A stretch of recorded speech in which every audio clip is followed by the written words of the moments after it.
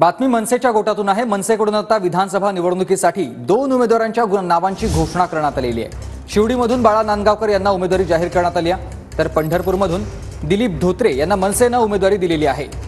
मनसेकडून देखील विधानसभा निवडणुकांसंदर्भात तयारी सुरू झाली आणि 2 उमेदवारांची त्यांनी आता घोषणा केली आहे।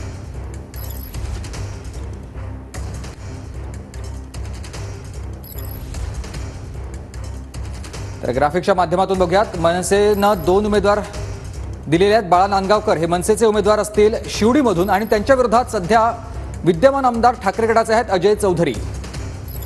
तर समाधान आवताडे हे भाजपचे विद्यमान आमदार आहेत पंढरपूरमधून आणि त्यांच्या विरोधात मनसेनं दिलीप धोत्रे यांना उमेदवारी दिलेली आहे। पक्षाचा आणि सन्माननीय राजसाहेब ठाकरे यांचा मनापासून आभारी आहे की त्यांनी माझ्यावरती विश्वास दाखवलेला आहे आणि मला पुन्हा एकदा शिवडी मतदारसंघातून उमेदवारी जाहीर केलेली आहे।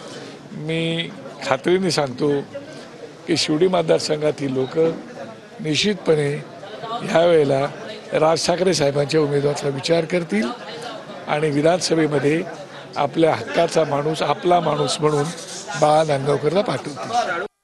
काही आव्हान नाही, कारण जनता ही काम करणाऱ्या लोकांच्या पाठीमागे असते।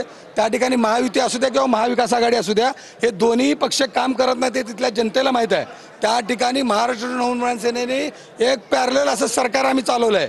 त्यामुळे निश्चितपणे पंढरपूर शहर आणि तालुक्यातील तसेच मंगळवेढा तालुक्यातील सर्व जनता येणाऱ्या निवडणुकीमध्ये महाराष्ट्र नवनिर्माण सेनेच्या पाठीमागे राहील याची